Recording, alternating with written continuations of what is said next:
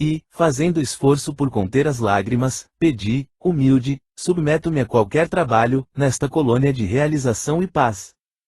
Com um profundo olhar de simpatia, respondeu, meu amigo, não possuo apenas verdades amargas.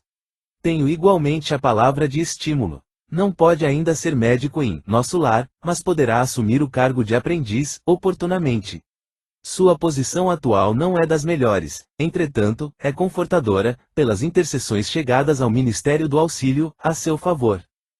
Minha mãe? Perguntei, inebriado de alegria.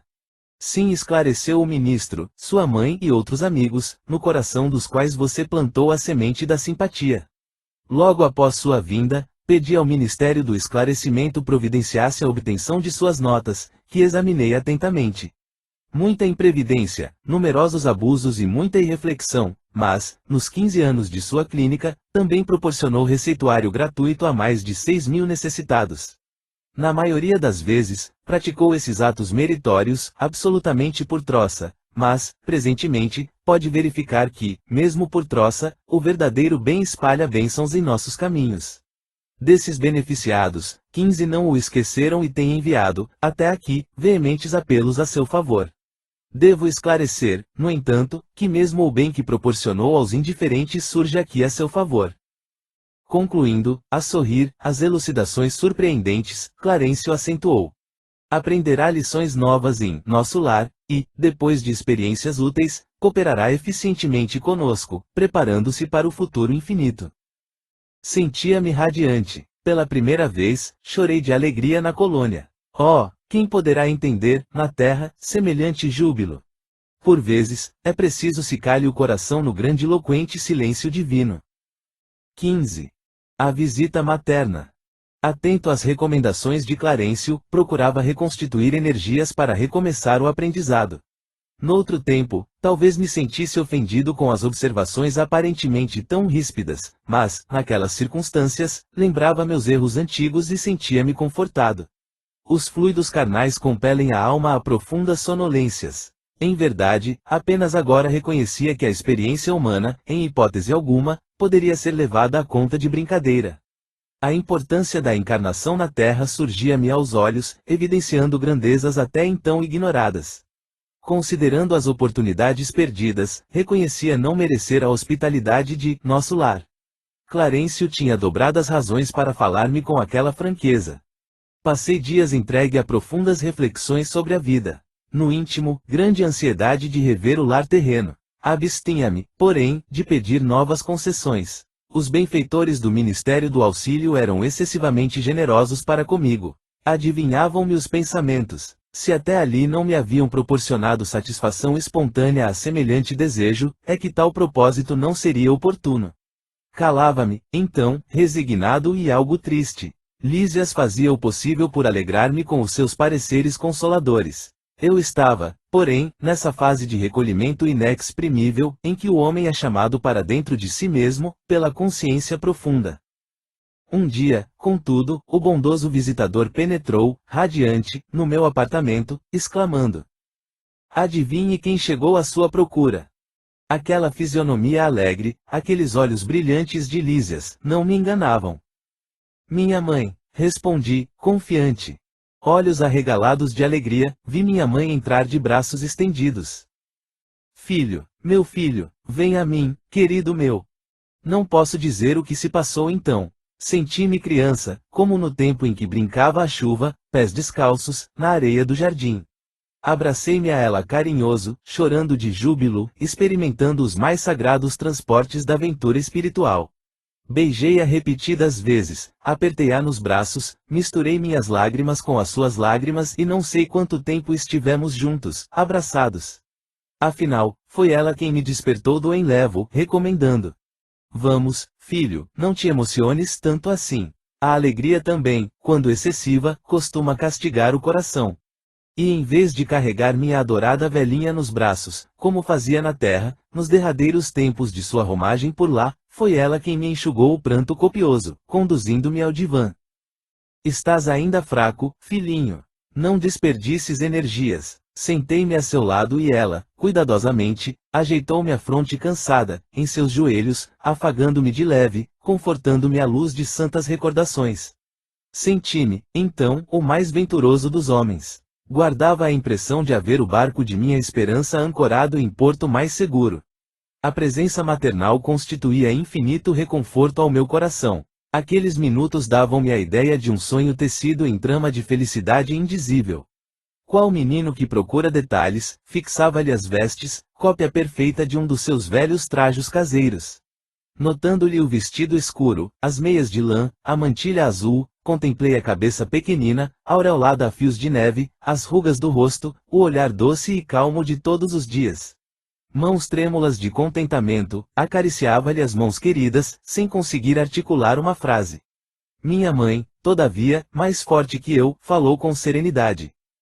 Nunca saberemos agradecer a Deus tamanhas dádivas. O Pai jamais nos esquece, meu filho. Que longo tempo de separação! Não julgues, porém, que me houvesse esquecido. Às vezes, a providência separa os corações, temporariamente, para que aprendamos o amor divino. Identificando-lhe a ternura de todos os tempos, senti que se me reavivavam as chagas terrenas. Oh, como é difícil alijar resíduos trazidos da terra! Como pesa a imperfeição acumulada em séculos sucessivos! Quantas vezes ouvira conselhos salutares de Clarencio, observações fraternais de Lísias, para renunciar às lamentações, mas, ao carinho maternal, como que se reabriam velhas feridas. Do pranto de alegria passei às lágrimas de angústia, relembrando exacerbadamente os trâmites terrestres. Não conseguia atinar que a visita não era para satisfação dos meus caprichos e sim preciosa bênção de acréscimo da misericórdia divina.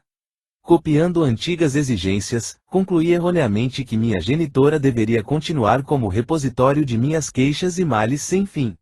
Na terra, quase sempre, as mães não passam de escravas, no conceito dos filhos.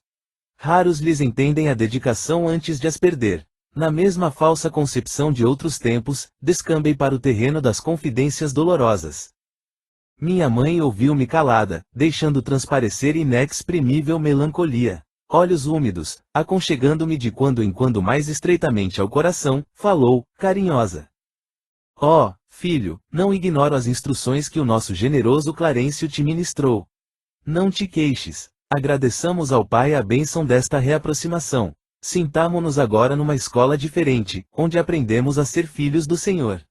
Na posição de mãe terrestre, nem sempre consegui orientar-te como convinha. Também eu trabalho, pois, reajustando o coração. Tuas lágrimas fazem-me voltar à paisagem dos sentimentos humanos. Alguma coisa tenta operar o retrocesso de minha alma. Quero dar razão aos teus lamentos, erigir-te um trono, qual se foras a melhor criatura do universo, mas essa atitude, presentemente, não se coaduna com as novas lições da vida. Esses gestos são perdoáveis nas esferas da carne. Aqui, porém, filho meu, é indispensável atender, antes de tudo, ao Senhor. Não és o único homem desencarnado a reparar os próprios erros, nem sou a única mãe a sentir-se distante dos entes amados.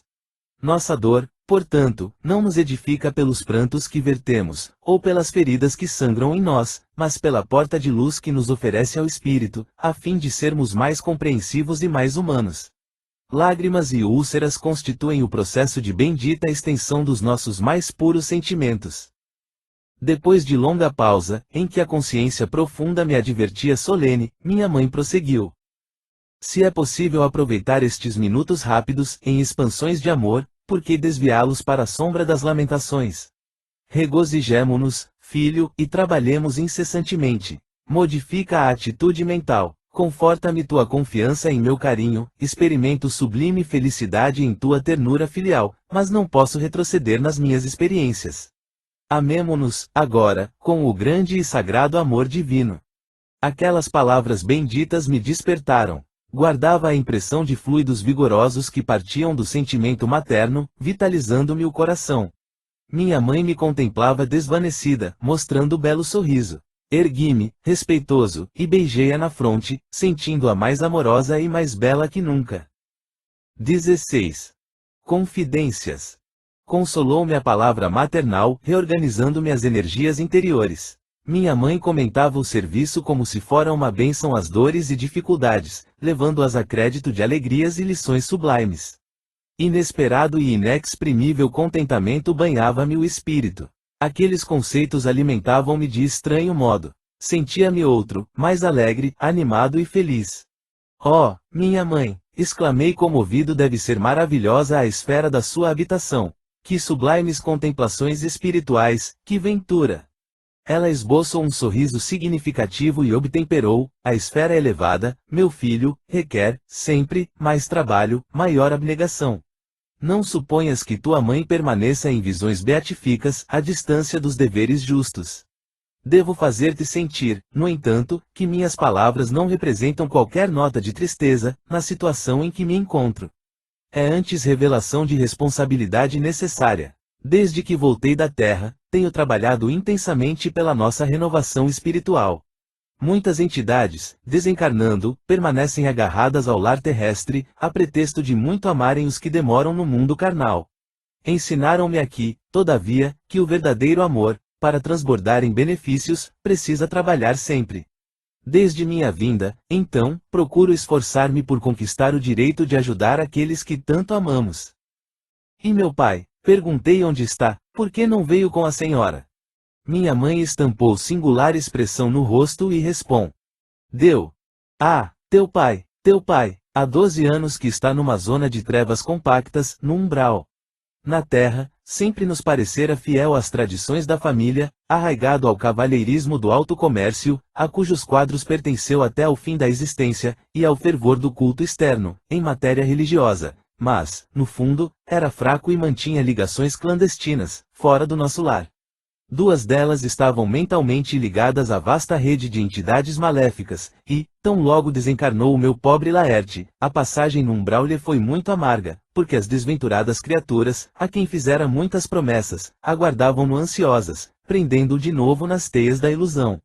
A princípio, ele quis reagir, esforçando-se por encontrar-me, mas não pôde compreender que após a morte do corpo físico a alma se encontra tal qual vive intrinsecamente. Laerte, portanto, não percebeu minha presença espiritual, nem a assistência desvelada de outros amigos nossos. Tendo gasto muitos anos a fingir, viciar a visão espiritual, restringir o padrão vibratório, e o resultado foi achar-se tão só na companhia das relações que cultivara irrefletidamente, pela mente e pelo coração. Os princípios da família e o amor ao nosso nome ocuparam algum tempo o seu espírito. De algum modo, lutou, repelindo as tentações, mas caiu afinal, novamente enredado na sombra, por falta de perseverança no bom e reto pensamento.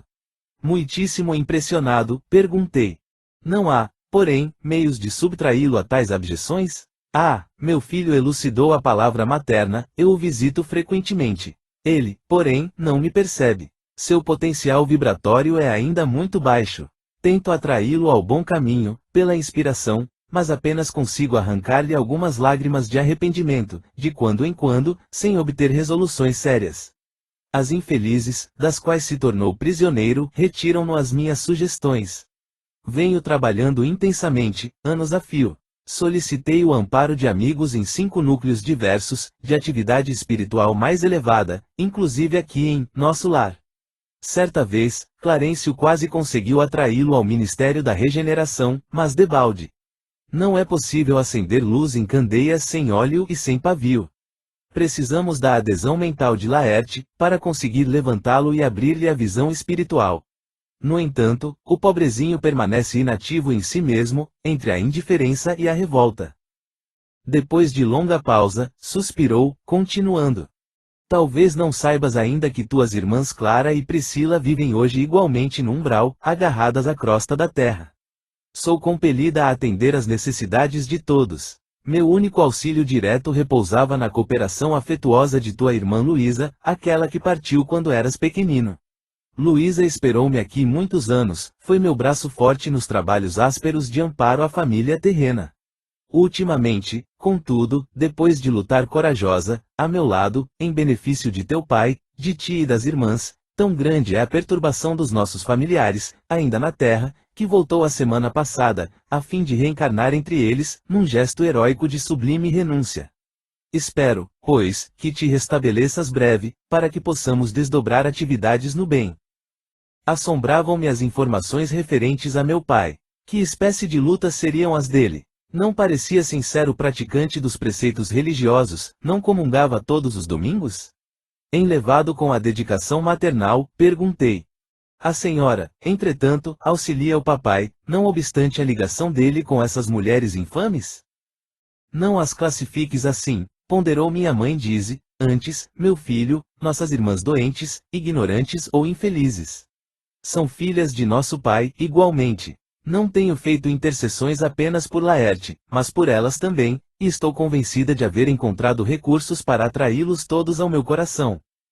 Espantou-me a grande manifestação de renúncia. Pensei subitamente em minha família direta. Senti o velho apego à esposa e aos filhos queridos. Perante Clarencio e Lísias, deliberava sempre recalcar sentimentos e calar indagações, mas o olhar materno encorajava-me. Alguma coisa me fazia sentir que minha mãe não se demoraria muito tempo a meu lado. Aproveitando o minuto que corria célere, interroguei. A senhora, que tem acompanhado o papai devotadamente, nada poderá informar relativamente a Zélia e as crianças. Aguardo, ansioso, o instante de voltar a casa, a fim de auxiliá-los. Oh, minhas imensas saudades devem ser igualmente compartilhadas por eles. Como deve sofrer minha desventurada esposa com esta separação? Minha mãe esboçou um sorriso triste e acrescentou, tenho visitado meus netos periodicamente. Vão bem, e, depois de meditar alguns instantes, acentuou, não deves, porém, inquietar-te com o problema de auxílio à família. Prepara-te, em primeiro lugar, para que sejamos bem-sucedidos, há questões que precisamos entregar ao Senhor, em pensamento, antes de trabalhar na solução que elas requerem. Quis insistir no assunto para colher pormenores, mas minha mãe não reincidiu nele, esquivando-se, delicada. A palestra estendeu-se ainda longa, envolvendo-me em sublime conforto. Mais tarde, ela despediu-se. Curioso por saber como vivia até ali, pedi permissão para acompanhá-la. Afagou-me então, carinhosa, e disse: Não venhas, meu filho. Esperam-me com urgência no Ministério da Comunicação, onde serei munida de recursos fluídicos para a jornada de regresso, nos gabinetes transformatórios. Além disso, preciso ainda avistar-me com o ministro Célio, para agradecer a oportunidade desta visita. E, deixando-me nalma duradoura impressão de felicidade, beijou-me e partiu. 17. Em casa de Lísias. Não se passaram muitos dias, após a inesperada visita de minha mãe, quando Lísias me veio buscar, a chamado do ministro Clarencio. Segui-o, surpreso. Recebido amavelmente pelo magnânimo benfeitor, esperava-lhe as ordens com enorme prazer. Meu amigo disse, afável, doravante está autorizado a fazer observações nos diversos setores de nossos serviços, com exceção dos ministérios de natureza superior. Henrique de Luna deu por terminado seu tratamento, na semana última, e é justo, agora, aproveite o tempo observando e aprendendo. Olhei para Lísias, como irmão que devia participar da minha felicidade indizível, naquele instante. O enfermeiro correspondeu ao olhar com um intenso júbilo. Não cabia em mim de contente. Era o início de vida nova. De alguma sorte, poderia trabalhar, ingressando em escolas diferentes. Clarencio, que parecia perceber minha intraduzível ventura, acentuou. Tornando-se dispensável sua permanência no parque hospitalar, examinarei atentamente a possibilidade de sua localização em ambiente novo. Consultarei alguma de nossas instituições. Lísias, porém, cortou-lhe a palavra, exclamando, se possível, estimaria recebê-lo em nossa casa, enquanto perdurar o curso de observações. Lá, minha mãe o trataria como filho. Fitei o visitador num transporte de alegria. Clarencio, por sua vez, também lhe endereçou um olhar de aprovação, murmurando, muito bem, Lísias. Jesus alegra-se conosco, sempre que recebemos um amigo no coração. Abracei o prestativo enfermeiro, sem poder traduzir meu agradecimento. A alegria às vezes nos emudece. Guarde este documento, disse-me o atencioso ministro do auxílio, entregando-me pequena caderneta. Com ele, poderá ingressar nos ministérios da regeneração, do auxílio, da comunicação e do esclarecimento, durante um ano. Decorrido esse tempo, veremos o que será possível fazer relativamente aos seus desejos. Instrua-se, meu caro, não perca tempo. O interstício das experiências carnais deve ser bem aproveitado. Lísias deu-me o braço e saí, enlevado de prazer. Passados minutos, eis-nos à porta de graciosa construção, cercada de colorido jardim. É aqui, exclamou o delicado companheiro. E, Com expressão carinhosa, acrescentou, o nosso lar, dentro de nosso lar. Ao tinido brando da campainha no interior, surgiu à porta a simpática matrona. Mãe, mãe, gritou o enfermeiro, apresentando-me alegremente este é o irmão que prometi trazer-te. Seja bem-vindo, amigo, exclamou a senhora, nobremente. Esta casa é sua. E abraçando-me. Soube que sua mamãe não vive aqui. Nesse caso, terá em mim uma irmã, com funções maternais. Não sabia como agradecer a generosa hospitalidade. Ia ensaiar algumas frases, para demonstrar minha comoção e reconhecimento, mas a nobre matrona, revelando singular bom humor, adiantou-se, adivinhando-me os pensamentos. Está proibido de falar em agradecimentos. Não o faça. Obrigar-me-ia a lembrar, de repente, muitas frases convencionais da terra. Rimo-nos todos e murmurei, comovido. Que o Senhor traduza meu agradecimento a todos em renovadas bênçãos de alegria e paz. Entramos. Ambiente simples e acolhedor, móveis quase idênticos aos terrestres, objetos em geral, demonstrando pequeninas variantes. Quadros de sublime significação espiritual, um piano de notáveis proporções, descansando sobre ele grande harpa talhada em linhas nobres e delicadas. Identificando-me a curiosidade, Lísias falou, prazenteiro. Como vê, depois do sepulcro não encontrou ainda os anjos arpistas, mas aí temos uma harpa esperando por nós mesmos. Oh, Lísias atalhou a palavra materna, carinhosa, não faças ironia. Não te recordas como o Ministério da União Divina recebeu o pessoal da elevação, no ano passado, quando passaram por aqui alguns embaixadores da harmonia? Sim, mamãe, mas quero apenas dizer que os arpistas existem, e precisamos criar audição espiritual, para ouvi-los, esforçando-nos, por nossa vez, no aprendizado das coisas divinas. Em seguida aos conceitos obrigatórios de apresentação, com que relacionei minha procedência, vim a saber que a família de Lísias vivera em antiga cidade do estado do Rio de Janeiro, que sua mãe chamava-se Laura e que, em casa, tinha consigo duas irmãs, Yolanda e Judite. Respirava-se, ali, doce e reconfortante intimidade. Não conseguia disfarçar meu contentamento e enorme alegria. Aquele primeiro contato com a organização doméstica na colônia, enlevava-me. A hospitalidade, cheia de ternura, arrancava-me ao espírito notas de profunda emoção. Em face do tiroteiro de perguntas, Yolanda exibiu-me livros maravilhosos. Notando-me o interesse, a dona da casa advertiu. Temos em nosso lar, no que concerne à literatura, uma enorme vantagem, é que os escritores de má fé, os que estimam o veneno psicológico, são conduzidos imediatamente para as zonas obscuras do umbral.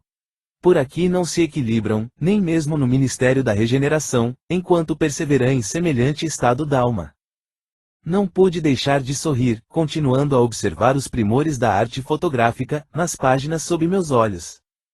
Em seguida, chamou-me Lísias para ver algumas dependências da casa, demorando-me na sala de banho, cujas instalações interessantes me maravilharam. Tudo simples, mas confortável. Não voltara a mim da admiração que me empolgava, quando a senhora Laura convidou à oração.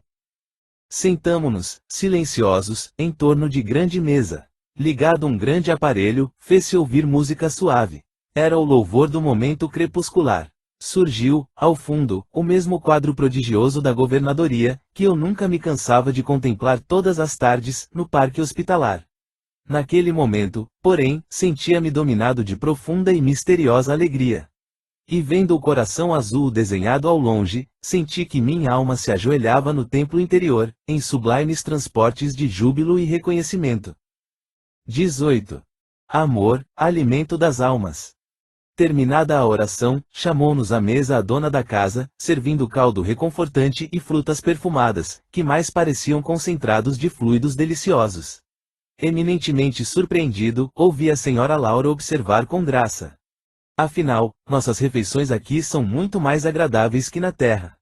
Há residências, em nosso lar, que as dispensam quase por completo, mas, nas zonas do Ministério do Auxílio, não podemos prescindir dos concentrados fluídicos, tendo em vista os serviços pesados que as circunstâncias impõem.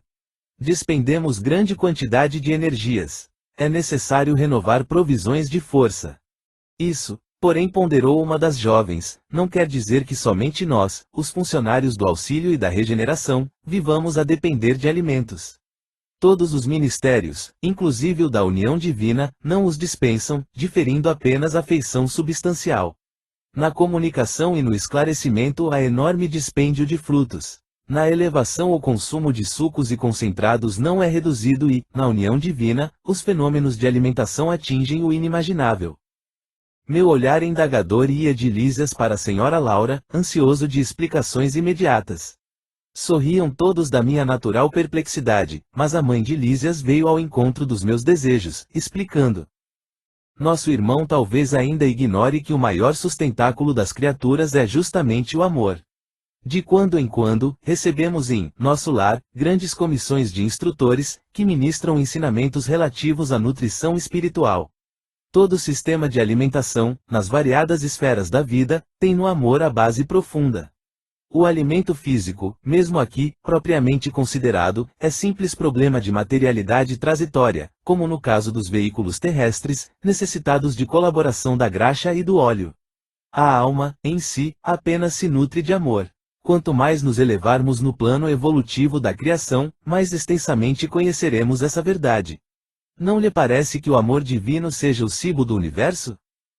Tais elucidações confortavam-me sobremaneira. Percebendo-me a satisfação íntima, Lísias interveio, acentuando. Tudo se equilibra no amor infinito de Deus e, quanto mais evolvido o ser criado, mais sutil o processo de alimentação. O verme, no subsolo do planeta, nutre-se essencialmente de terra. O grande animal colhe na planta os elementos de manutenção, a exemplo da criança sugando o seio materno. O homem colhe o fruto do vegetal, transforma-o segundo a exigência do paladar que lhe é próprio e serve-se dele à mesa do lar. Nós outros, criaturas desencarnadas, necessitamos de substâncias suculentas, tendentes à condição fluídica, e o processo será cada vez mais delicado, à medida que se intensifique a ascensão individual. Não esqueçamos, todavia, a questão dos veículos, acrescentou a senhora Laura, porque, no fundo, o verme, o animal, o homem e nós dependemos absolutamente do amor. Todos nos movemos nele e sem ele não teríamos existência. É extraordinário, aduze, comovido. Não se lembra do ensino evangélico do amai-vos uns aos outros. Prosseguiu a mãe de Lísias atenciosa. Jesus não preceituou esses princípios objetivando tão somente os casos de caridade, nos quais todos aprenderemos, mas dia menos dia, que a prática do bem constitui simples dever.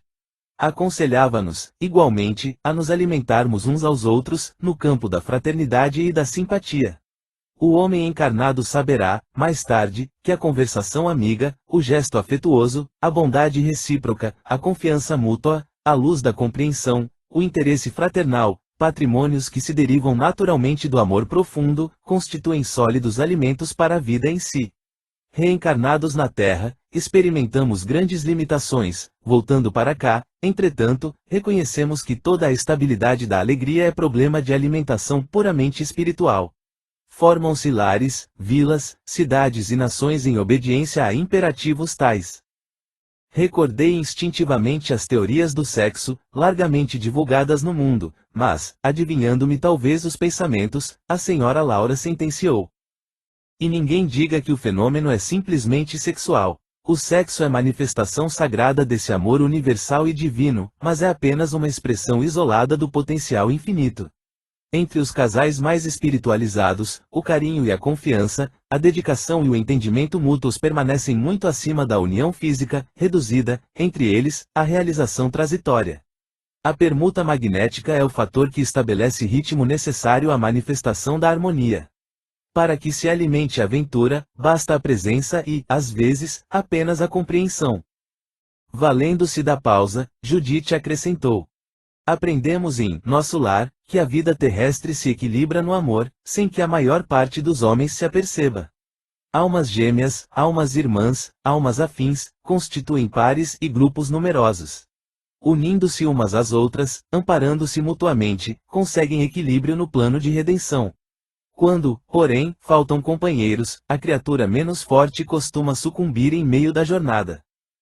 Como vê, meu amigo, objetou Lísias contente, ainda aqui é possível relembrar o Evangelho do Cristo. Nem só de pão vive o homem. Antes, porém, de se alinhar em novas considerações, tiniu a campainha fortemente. Levantou-se o enfermeiro para atender. 2 rapazes de fino trato entraram na sala. Aqui tem, disse Lísias, dirigindo-se a mim gentilmente, nossos irmãos Polidoro e Estácio, companheiros de serviço no Ministério do Esclarecimento. Saudações, abraços, alegria. Decorridos momentos, a senhora Laura falou sorridente, todos vocês trabalharam muito hoje. Utilizaram o dia com proveito. Não estraguem o programa afetivo, por nossa causa. Não esqueçam a excursão ao campo da música. Notando a preocupação de Lísias, advertiu a palavra materna, vai, meu filho. Não faças Lacínia esperar tanto. Nosso irmão ficará em minha companhia, até que te possa acompanhar nesses entretenimentos. Não se incomode por mim, exclamei, instintivamente. A senhora Laura, porém, esboçou amável sorriso e respondeu. Não poderei compartilhar das alegrias do campo, ainda hoje. Temos em casa minha neta convalescente, que voltou da terra há poucos dias. Saíram todos, em meio do júbilo geral. A dona da casa, fechando a porta, voltou-se para mim e explicou sorridente. Vão em busca do alimento a que nos referíamos. Os laços afetivos, aqui, são mais belos e mais fortes. O amor, meu amigo, é o pão divino das almas, o pábulo sublime dos corações. 19. A jovem desencarnada. Sua neta não vem à mesa para as refeições? Perguntei à dona da casa, ensaiando palestra mais íntima. Por enquanto, alimenta-se a sós, esclareceu dona Laura, a tolinha continua nervosa, abatida. Aqui, não trazemos à mesa qualquer pessoa que se manifeste perturbada ou desgostosa. A neurastenia e a inquietação emitem fluidos pesados e venenosos, que se misturam automaticamente às substâncias alimentares.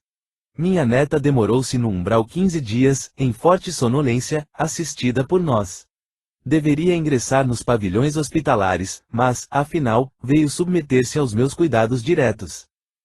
Manifestei desejo de visitar a recém-chegada do planeta. Seria muito interessante ouvi-la. Há quanto tempo estava sem notícias diretas da existência comum?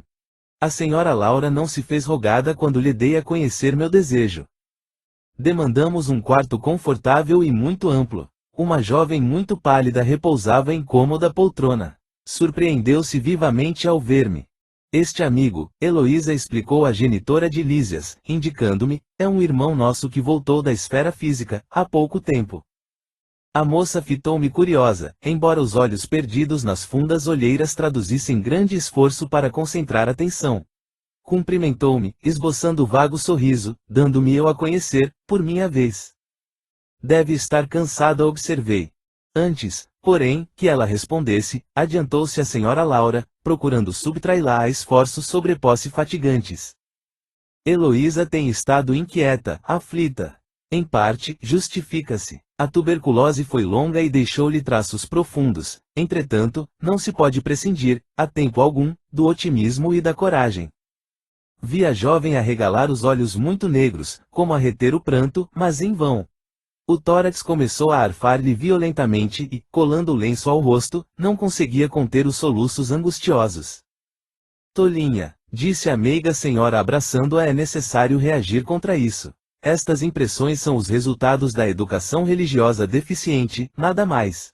Sabes que tua mãe não se demorará e que não podes contar com a fidelidade do noivo, que, de modo algum, está preparado a te oferecer uma sincera dedicação espiritual na terra.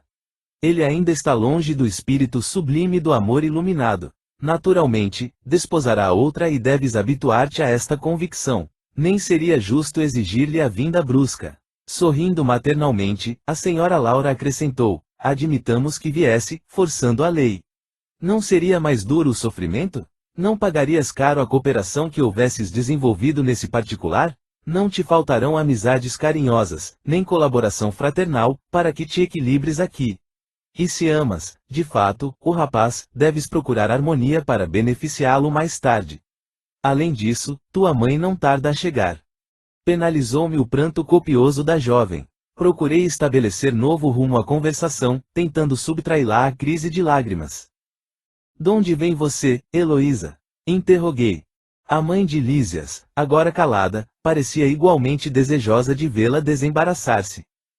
Após longos instantes em que enxugava os olhos lacrimosos, a moça respondeu. Do Rio de Janeiro. Mas não deve chorar assim, objetei. Você é muito feliz. Desencarnou há poucos dias, está com os seus parentes e não conheceu tempestades na grande viagem. Ela pareceu reanimar-se, falando mais calma. Não imagina, porém, quanto tenho sofrido. 8 meses de luta com a tuberculose, não obstante os tratamentos. A mágoa de haver transmitido a moléstia à minha carinhosa mãe. Além disso, o que padeceu por minha causa o pobre noivo, é inenarrável. Ora, não diga isso, observou a senhora Laura a sorrir. Na Terra temos sempre a ilusão de que não há dor maior que a nossa. Pura cegueira, há milhões de criaturas afrontando situações verdadeiramente cruéis, comparadas às nossas experiências. Arnaldo, porém, vovó, ficou sem consolo, desesperado. Tudo isso dá que pensar, acentuou contrafeita. E acredita sinceramente nessa impressão? Perguntou a matrona com inflexão de carinho. Observei teu ex-noivo, diversas vezes, no curso da tua enfermidade. Era natural que ele se comovesse tanto, vendo-te o corpo reduzido a frangalhos, mas não está preparado para compreender um sentimento puro. Reconfortar-se-á muito depressa. Amor iluminado não é para qualquer criatura humana. Conserva, portanto, o teu otimismo. Poderás auxiliá-lo, sem dúvida, muitas vezes, mas no que concerne à união conjugal, quando puderes excursionar as esferas do planeta, em nossa companhia, já o encontrarás casado com outra. Admirado por minha vez, notei a surpresa dolorosa de Heloísa. Não sabia a convalescente como portar-se ante a serenidade e o bom senso da avó. Será possível? A genitora de Lísias esboçou um gesto extremamente carinhoso e falou. Não sejas teimosa, nem tentes desmentir-me. Vendo que a enferma parecia tomar a atitude íntima de quem deseja provas, a senhora Laura insistiu, muito meiga. Não te recordas da Maria da Luz, a colega que te levava flores todos os domingos? Pois nota, quando o médico anunciou, em caráter confidencial, a impossibilidade de restabelecer-te o corpo físico, Arnaldo, embora muito magoado, começou a envolvê-la em vibrações mentais diferentes. Agora que aqui estás, não demorarão muito as resoluções novas. Ah, que horror, vovó! Horror, porque é preciso te habituares a considerar as necessidades alheias. Teu noivo é homem comum, não está alertado para as belezas sublimes do amor espiritual. Não podes operar milagres nele, por muito que o ames. A descoberta de si mesmo é apanágio de cada um. Arnaldo conhecerá mais tarde a beleza do teu idealismo, mas, por agora, é preciso entregá-lo às experiências de que necessita. Não me conformo, clamou a jovem, chorando justamente Maria da Luz, a amiga que sempre julguei fidelíssima. A senhora Laura, todavia, sorriu e falou, cautelosa, não será, porém, mais agradável confiá-lo aos cuidados de uma criatura irmã? Maria da Luz será sempre tua amiga espiritual, ao passo que outra mulher talvez te dificultasse, mais tarde, o acesso ao coração dele. Eu estava eminentemente surpreendido. Heloísa prorrompera em soluços. A bondosa senhora percebeu-me a intranquilidade e, no propósito talvez de orientar tanto a neta quanto a mim, esclareceu sensatamente. Sei a causa do teu pranto, filhinha, nasce da terra inculta do nosso milenário egoísmo, da nossa renitente vaidade humana. Entretanto, a vovó não te fala para ferir, mas para acordar. Enquanto Heloísa chorava, a mãe de Lísias convidou-me novamente à sala de estar, considerando que a doente necessitava de repouso. Ao sentarmos-nos, falou em tom confidencial. Minha neta chegou profundamente fatigada. Prendeu o coração, demasiadamente, nas teias do amor próprio. A rigor, o lugar dela seria em qualquer dos nossos hospitais. Entretanto, o assistente colceiro julgou melhor situá-la junto ao nosso carinho. Isso, aliás, é muito do meu agrado, porque minha querida Teresa, sua mãe, está a chegar. Um pouco de paciência e atingiremos a solução justa. Questão de tempo e serenidade. 20. Noções de lar. Desejando colher valores educativos que fluíam naturalmente da palestra da senhora Laura, perguntei, curioso. Desempenhando tantos deveres, a senhora ainda tem atribuições fora de casa? Sim, vivemos numa cidade de transição, no entanto, as finalidades da colônia residem no trabalho e no aprendizado. As almas femininas, aqui, assumem numerosas obrigações, preparando-se para voltar ao planeta ou para ascender a esferas mais altas. Mas a organização doméstica, em nosso lar, é idêntica à da Terra? A interlocutora esboçou uma face muito significativa e acrescentou: o lar terrestre é que, de há muito, se esforça por copiar nosso instituto doméstico, mas os cônjuges por lá, com raras exceções, estão ainda a moldar o terreno dos sentimentos, invadido pelas ervas amargosas da vaidade pessoal e povoado de monstros do ciúme e do egoísmo. Quando regressei do planeta, pela última vez, trazia, como é natural, profundas ilusões. Coincidiu, porém, que, na minha crise de orgulho ferido, fui levada a ouvir um grande instrutor, no Ministério do Esclarecimento. Desde esse dia, nova corrente de ideias me penetrou o espírito. Não poderia dizer-me algo das lições recebidas? Indaguei com interesse. O orientador, muito versado em matemática, prosseguiu ela, fez-nos sentir que o lar é como se fora um ângulo reto nas linhas do plano da evolução divina. A reta vertical é o sentimento feminino, envolvido nas inspirações criadoras da vida. A reta horizontal é o sentimento masculino, em marcha de realizações no campo do progresso comum. O lar é o sagrado vértice onde o homem e a mulher se encontram para o entendimento indispensável. É templo, onde as criaturas devem unir-se espiritual antes que corporalmente. Há na Terra, agora, grande número de estudiosos das questões sociais, que aventam várias medidas e clamam pela regeneração da vida doméstica. Alguns chegam a asseverar que a instituição da família humana está ameaçada. Importa considerar, entretanto, que, a rigor, o lar é conquista sublime que os homens vão realizando vagarosamente. Onde, nas esferas do globo, o verdadeiro instituto doméstico, baseado na harmonia justa, com os direitos e deveres legitimamente partilhados. Na maioria, os casais terrestres passam as horas sagradas do dia vivendo a indiferença ou o egoísmo feroz. Quando o marido permanece calmo, a mulher parece desesperada. Quando a esposa se cala, humilde, o companheiro tiraniza. Nem a consorte se decide a animar o esposo, na linha horizontal de seus trabalhos temporais, nem o marido se resolve a segui-la no voo divino de ternura e sentimento, rumo aos planos superiores da criação. Dissimulã em sociedade e, na vida íntima, um faz viagens mentais de longa distância, quando o outro comenta o serviço que lhe seja peculiar. Se a mulher fala nos filhinhos, o marido excursiona através dos negócios. Se o companheiro examina qualquer dificuldade do trabalho, que lhe diz respeito, a mente da esposa volta ao gabinete da modista. É claro que, em tais circunstâncias, o ângulo divino não está devidamente traçado. Duas linhas divergentes tentam, em vão, formar o vértice sublime, a fim de construírem um degrau na escada grandiosa da vida eterna. Esses conceitos calavam-me fundo e, sumamente impressionado, observei. Senhora Laura, essas definições suscitam um mundo de pensamentos novos. Ah, se conhecêssemos tudo isso lá na Terra! Questão de experiência, meu amigo, replicou a nobre matrona, o homem e a mulher aprenderão no sofrimento e na luta. Por enquanto, raros conhecem que o lar é instituição essencialmente divina e que se deve viver, dentro de suas portas, com todo o coração e com toda a alma. Enquanto as criaturas vulgares atravessam a florida região do noivado, procuram-se mobilizando os máximos recursos do espírito, e daí o dizer-se que todos os seres são belos quando estão verdadeiramente amando. O assunto mais trivial assume singular encanto nas palestras mais fúteis. O homem e a mulher comparecem aí, na integração de suas forças sublimes.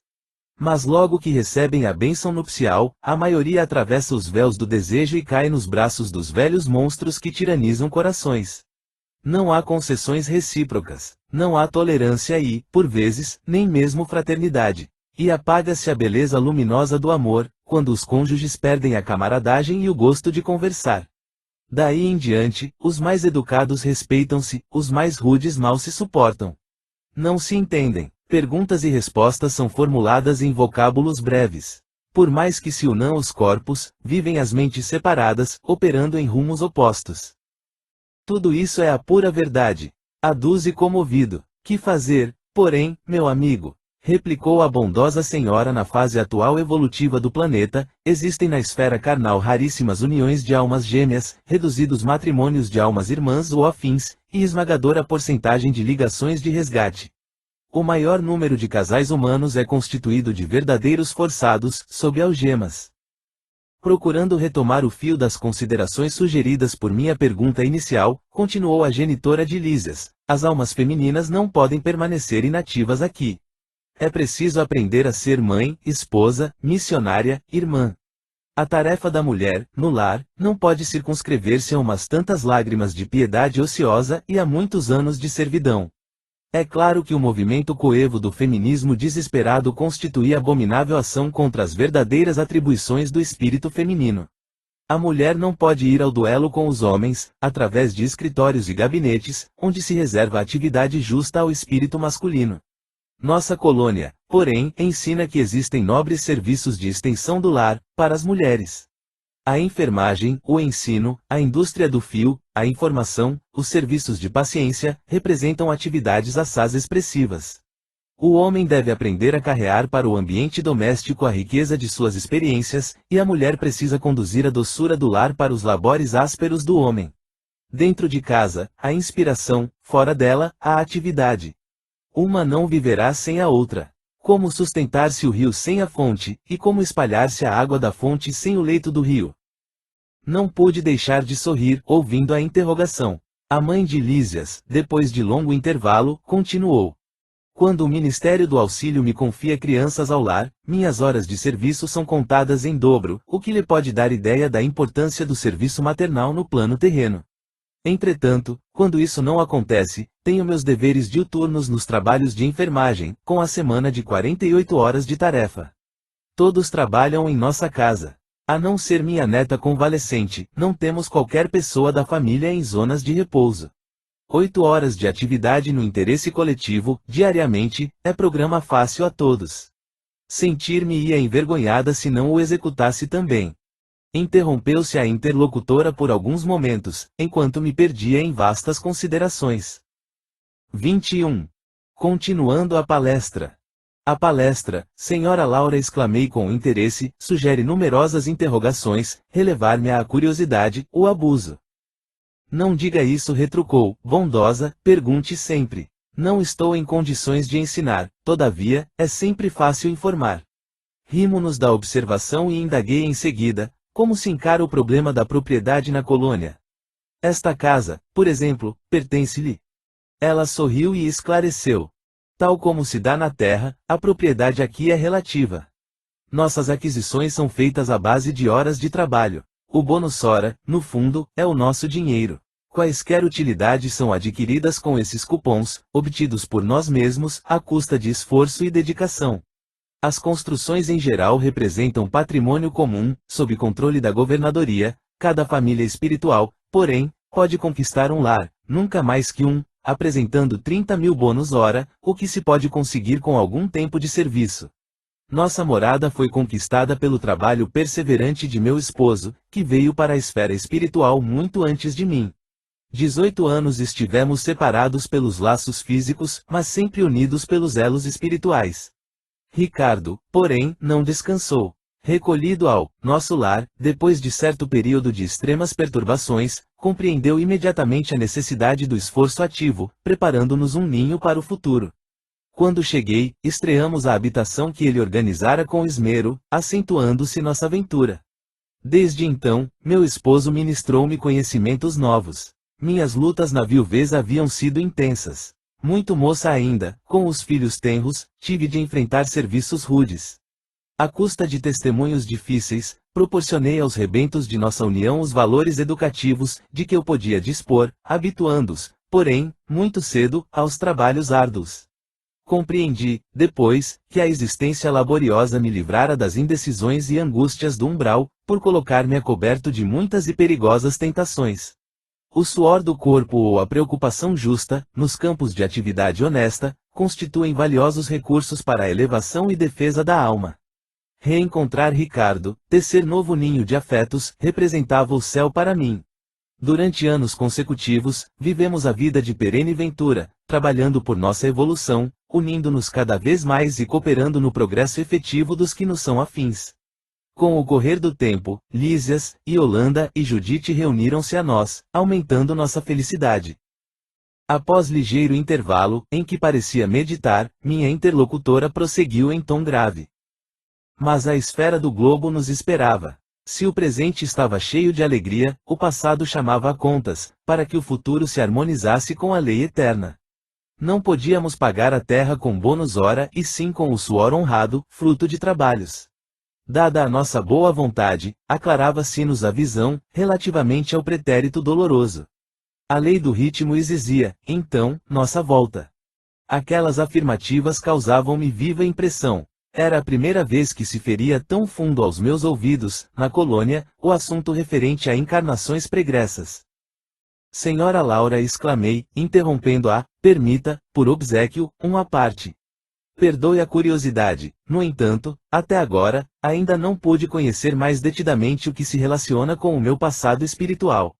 Não estou isento dos laços físicos? Não atravessei o rio da morte? A senhora recordou o passado, logo após sua vinda, ou esperou o concurso do tempo? Esperei-o, replicou, sorridente. Antes de tudo, é indispensável nos despojarmos das impressões físicas. As escamas da inferioridade são muito fortes. É preciso grande equilíbrio para podermos recordar, edificando. Em geral, todos temos erros clamorosos, nos ciclos da vida eterna. Quem lembra o crime cometido costuma considerar-se o mais desventurado do universo, e quem recorda o crime de que foi vítima, considera-se em conta de infeliz, do mesmo modo. Portanto, somente a alma muito segura de si recebe tais atributos como realização espontânea. As demais são devidamente controladas no domínio das reminiscências e, se tentam burlar esse dispositivo da lei, não raro tendem ao desequilíbrio e à loucura. Mas a senhora recordou o passado de maneira natural? Perguntei. Explico-me, respondeu bondosamente. Quando se me aclarou a visão interior, as lembranças vagas me causavam perturbações de vulto. Coincidiu que meu marido partilhava o mesmo estado d'alma. Resolvemos ambos consultar o assistente longobardo. Esse amigo, depois de minucioso exame das nossas impressões, nos encaminhou aos magnetizadores do Ministério do Esclarecimento. Recebidos com carinho, tivemos acesso em primeiro lugar à seção do arquivo, onde todos nós temos anotações particulares.